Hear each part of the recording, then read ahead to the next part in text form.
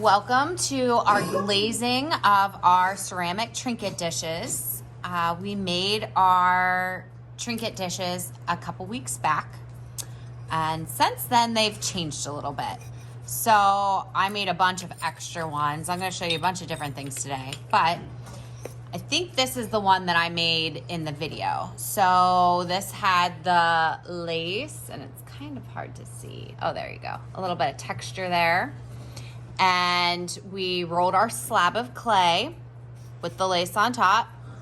And then we took a cookie cutter and cut around it, flipped it over, put our name and the year on the back. And then we set it in either a bowl or a cup, or depending on your size, you had different kind of curved surfaces that we put our dish in. So I let those dry out completely till they weren't cold to the touch, and then I put them in the kiln over there and fired them. And now they are hard. They're almost like almost on the same level of glass or terracotta, like a terracotta pot. In fact, I have a terracotta pot, I'll show you. So if you drop these, now they will break. They are now fragile. The first firing in the kiln is called a bisque firing. B-I-S-Q-U-E. A bisque firing is the first firing in the kiln. We're going to cover these with glaze.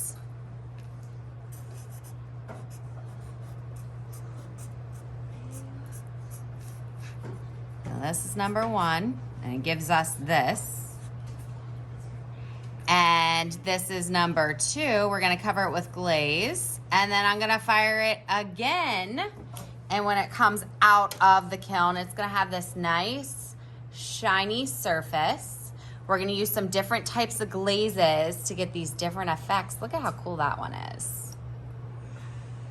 Like the crystal, they're called crystal glazes, so they have like little flashes of different color in there. So I'm going to walk you through how to glaze today. I'm gonna walk you through knowing if your glaze is good or bad. I tried to recuperate some of these glazes. Glaze is like, the simplest way to say this for you guys is almost like a colored mud that you coat on the outside. Now, it's not really colored mud, but there's different compounds in it and minerals in it that when you put it in the kiln and it gets to a certain temperature, it kind of like floats on your pottery, and then as it cools, it attaches.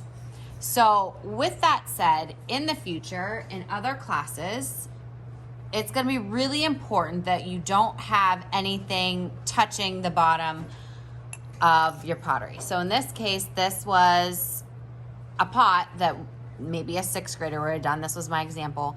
But do you see how the bottom doesn't have any glaze? Because it melts on your pottery and then cools and attaches, if there was glaze here, it would attach to the kiln shelf. Little different here though. Mrs. Shirtle, you have glaze on the bottom of these guys. Yes, I do. Typically, I don't do this. But I'm going to take all these are called stilts. So it's like a little piece with almost like these pins. And every one of your dishes is going to go up, whoa, on one of those stilts to hold it up in the kiln shelf so that the glaze doesn't touch the kiln shelf and get stuck. Because if the glaze touches the kiln shelf, it'll get stuck. So I'm going to have to stilt all your pottery. I'm tired already thinking about it. Okay, so I wanted to show you, you are going to have some different types of glazes. These are the crystal glazes. So this right here is called plum jelly, and that is this glaze.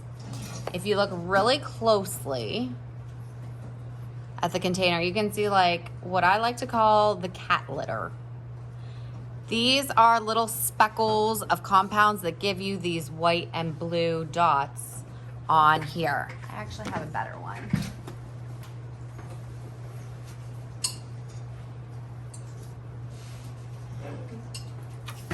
So this is a terracotta pot that you would put a plant in. This is this plum jelly. And Mrs. Shartle has tried to get samples of the colors and cut a little piece and put it on the top of the lids for you guys, so you know kind of what you're using. You will be using one color, one color today. You're not mixing them, because sometimes when you mix them, I said they're made of minerals and compounds. If they don't mix well, you could have either one, your pottery could melt, or two, you could have like a little mini explosion in the kiln, and we're not trying to do that. So each table has, I have some extra stuff. And move some of this out of here.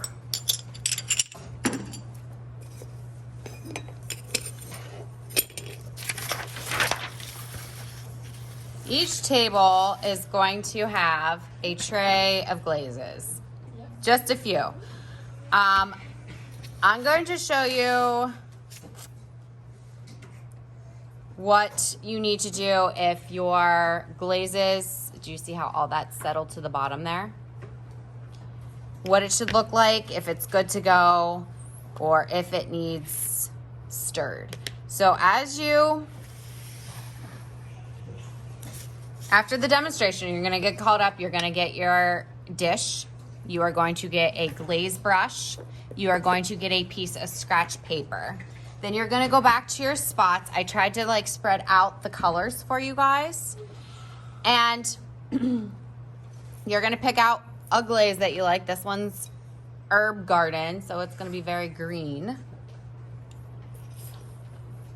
And I'm going to take my brush and get it in the bottom here, not making a mess, but trying to stir up some of that grit that has landed at the very bottom.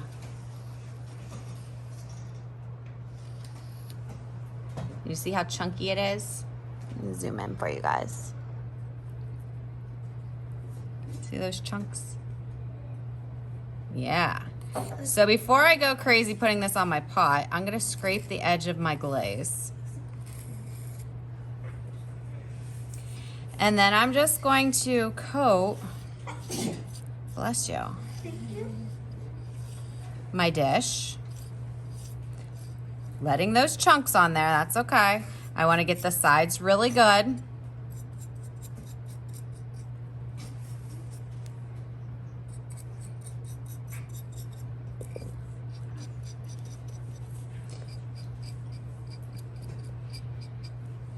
And your pottery, if you watch this as I'm speaking to you, like it's wet, but it will be dry in a matter of moments here. Because your pottery is so dried out, it's sucking all the moisture out of this very quickly and into the clay, basically.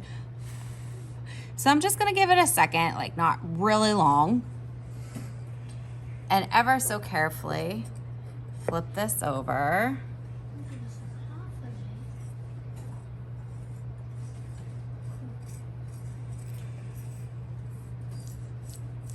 Do a nice coat on the back.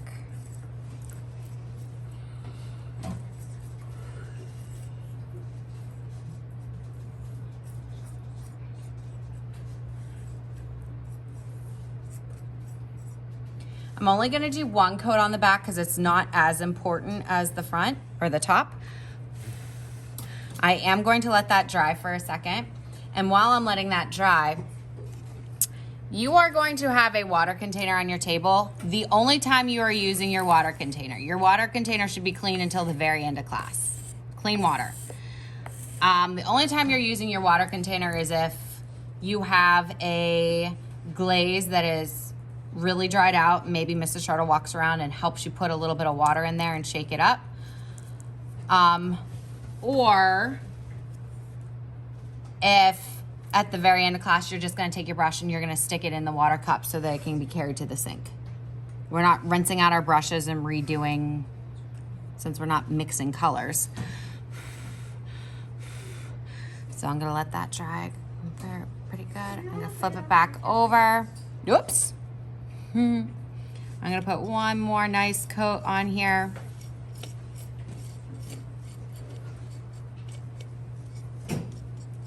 Making sure I get the edges too. The edges are very important. I'm gonna scrape all the extra glaze off my brush before I'm done. And I'm gonna stick that in the water container.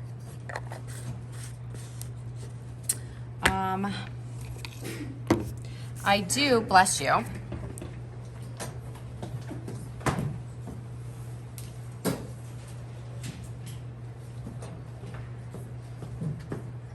have a handful of solid glazes. At the clay table, I didn't put them on your tables. I pulled out like reds and purples. If you do not want this crystal glaze, you do not have to have a crystal glaze. Since we have texture on our dish, a simple coat would be fine. So this glaze right here is looking a little not great, right? So I'm gonna actually take, ooh, I might not be able to use this one today. All right. We are gonna put this glaze in the glaze rehab facility. Ready?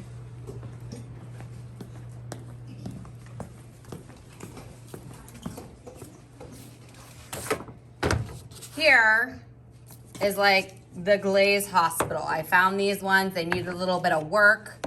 So I added some water and have been shaking them up. If it's in a place where you really can't use them today, they can go over there. Glazes do tend to dry out from time to time. So I'm gonna come back here. And okay, well that was lilac to begin with. I'll use this one. Feels pretty good.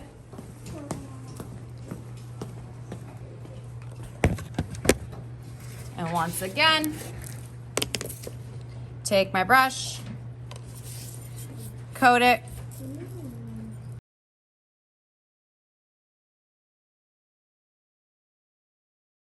So if you have these scalloped edges, I'm sorry, was that blurry while I was doing that? No. Okay, if you have the scalloped edges, it's really important that you get the glaze in all the nooks and crannies. 1 coat, 2 coats, and then flip it back over, 3 coats. At the very end, your brush goes in the water. These are going to carefully be carried over to the clay table. All right, brush and water, clay table. This scratch paper that I'm working on, look at me everybody. This scratch paper has glaze on it. We can't use it again. It's going in the garbage, okay? And then, if time remains, we can wash our hands.